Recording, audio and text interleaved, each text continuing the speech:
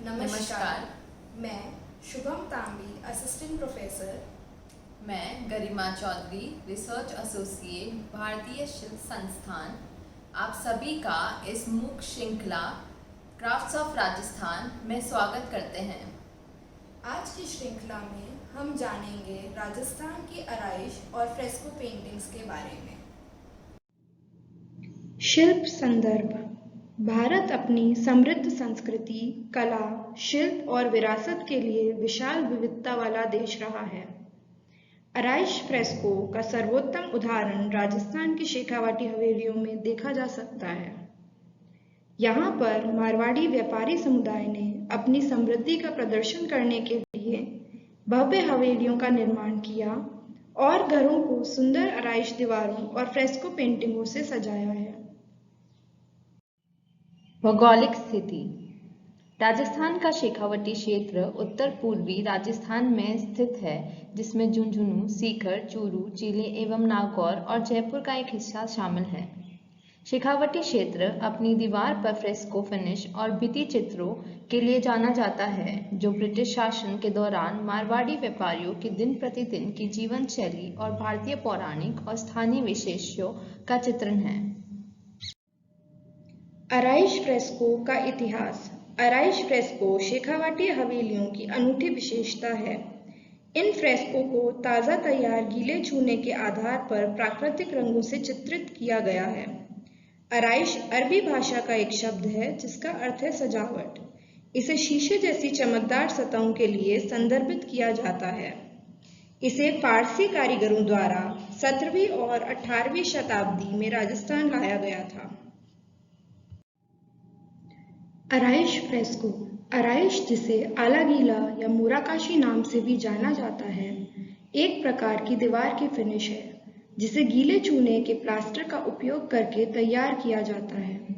यह प्लास्टर प्राकृतिक रंगों को मजबूती से पकड़ने का आधार देता है और पेंटिंग को पर्यावरण के अनुकूल बनाता है। प्लास्टर की यह विधि संगमरमर का एक सस्ता पूरक था और इस चमक युक्त धरातल को ही आराइश नाम से जाना जाता है। इस कला का स्वरूप हमें महलों, मंदिरों तथा हवेलियों की दीवार पर आज भी देखने को मिलता है। उपकरण। आराइश काम के लिए पारंपरिक हाथों के औजारों का उपयोग किया जाता है। करनी, मिस्तर, बटकड़ा लकड़ी के तख्त हैं जो समतल करने के लिए प्रयोग होते हैं। नेहला, गुरमाला समतल उपकरण हैं। घुंटी, गुनिया कोण मापने के उपकरण। सावल सूत कार्बन और पैटर्न को ट्रेस करने के लिए धागा है। झाका कॉम्पैक्ट ग्रेन स्टोन है। एगिट स्टोन एक प्रकार का पॉलिशिंग स्टोन है। तथा पेंटिंग ब्रशों का इस्तेमाल फ्रेस्को में पेंटिंग करने के लिए इस्तेमाल होता है। कच्ची सामग्री। आराइश आधार के लिए आराइश का पेस्ट बनाने के लिए चूने का पाउडर और पानी का उपयोग किया जाता है। इस मिश्रण में दही का उपयोग मुलायम एवं चिकना बनाने के लिए, गुड़ का उपयोग बंधक के रूप में तथा मेथी का उपयोग अशुद्धियों को साफ करने के लिए काम में लिया जाता है। प्लास्टर बनाने के लिए चूने का शुद्ध पेस्ट में संगमरमर का चूरा डाला जाता है। कच्ची सामग्री। फ्रेस्को पेंटिंग के लिए रंग तैयार करना।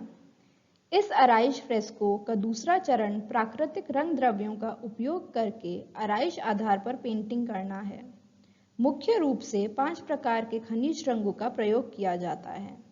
रामरज पीला रंग के लिए, गेरू भूरा या लाल रंग के लिए, नील नीला रंग के लिए, हरा पत्थर हरे रंग के लिए, काजल काला रंग प्राप्त करने के लिए।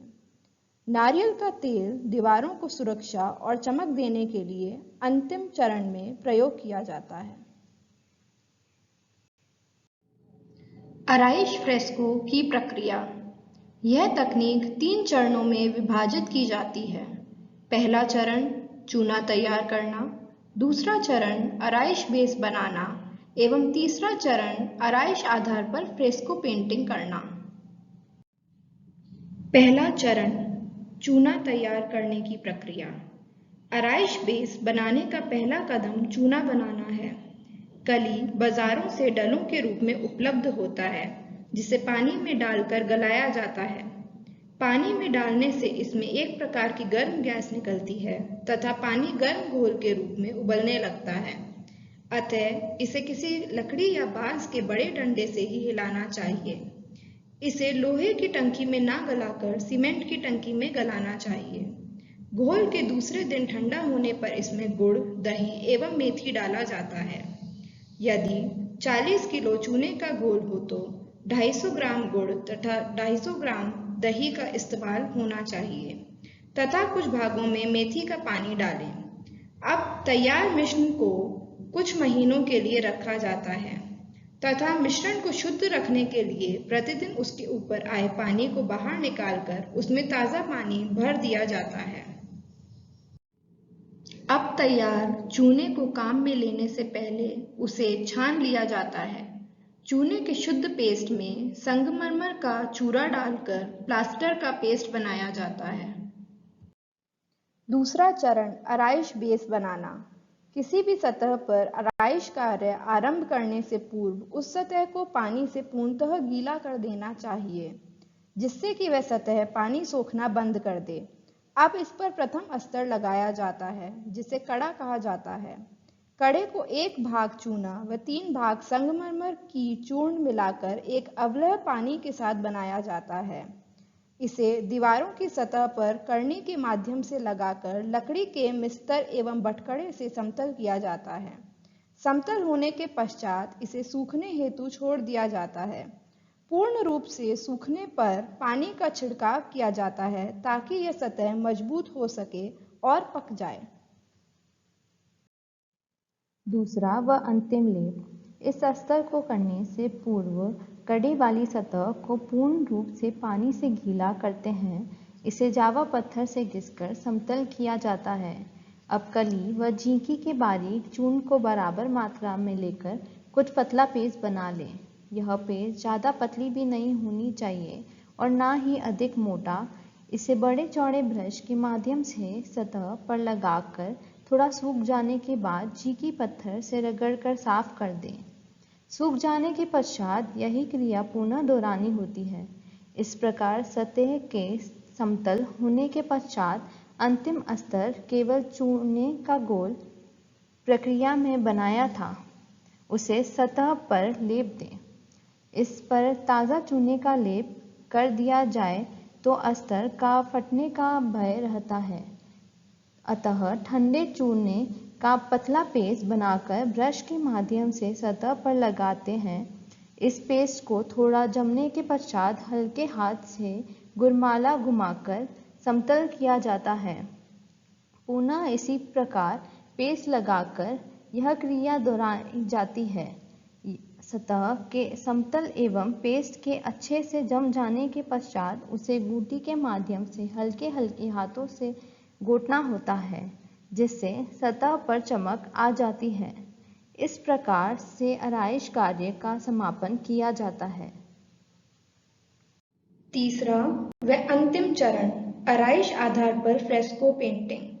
इस आराइश वाले धरातल पर यदि किसी प्रकार का रंगीन चित्रण करना होता है तो उस धरातल को घूंटी से कम घोटना होता है। यदि ज्यादा चमक युक्त धरातल पर रंगों का प्रयोग करेंगे तो रंग नहीं लग पाएंगे और सूखने के पश्चात पपड़ी के साथ उतरने का भी भय रहेगा। आराइश फ्रेस्को के लिए खनिज रंगों का उपयोग होता है, जो कि चूने की गर्मी को सहन कर सकते हैं। चित्रण के आधार पर रंगों का प्रयोग कर उन्हें थोड़ा जमने के पश्चात नेहले के माध्यम से हल्के हाथ से पीटना होता है। इस क्रिया से रंग धरातल पर जम जाते हैं। यदि इसके पश्चात उस पर गहरे रंग की रेखा करनी हो तो उसे भी पीटना अनिवार्य होता है। यह ध्यान रहे कि रंग या आराइश बिल्कुल नम स्थिति में रहना चाहिए। यदि सूखने पर रंगों का प्रयोग किया जाएगा तो रंग उतरने का भी भय रहेगा। अंत में उसे हल्के हाथ से घूंटी से घोटने के पश्चात यदि रंगों के मध्यम से चीरा लगाना हो तो उसे लगाकर उस पर भी मलमल के कपड़े की गद्दी बनाकर हल्के हल्के हाथ से घुमाकर चमकाया जाता है। आराइश धरातल के पूर्ण रूप से सूख जाने के पश्चात दूसरे या तीसरे दिन उस पर नारियल के तेल को हाथ की हथेली में लेकर हल्के हल्के से घुमाकर लगा दिया जाता है, जिससे आराइश में मुलायमता एवं चमक आ जाती है। इस प्रकार आराइश फ्रेस्को का कार्य पूर्ण किया जाता है। विषय: आराइश भित्ति चित्रों का विषय भगवान कृष्ण की पौराणिक कहानियाँ, स्थानीय लोगों की जीवन, जानवर, पेड़ पौधे और फूलों की आकृतियाँ आदि है। अधिकांश दीवारों को रंगीन सीमाओं से भी सजाया जाता है। आराइश फ्रेस्को के कुछ उदाहरण: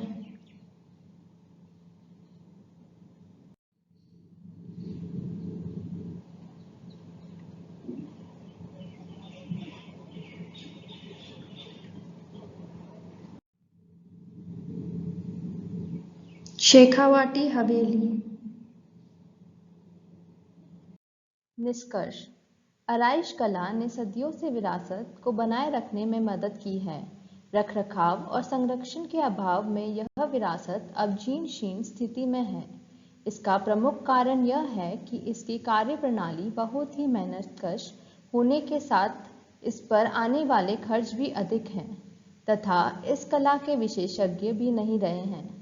कई संगठन इसे पुनर्जीवित करने में और लोगों के बीच इसे बढ़ावा देने की दिशा में काम कर रहे हैं। आराइश को आधुनिक जीवन के अनुसार नए रूपों में भी प्रस्तुत किया जा सकता है।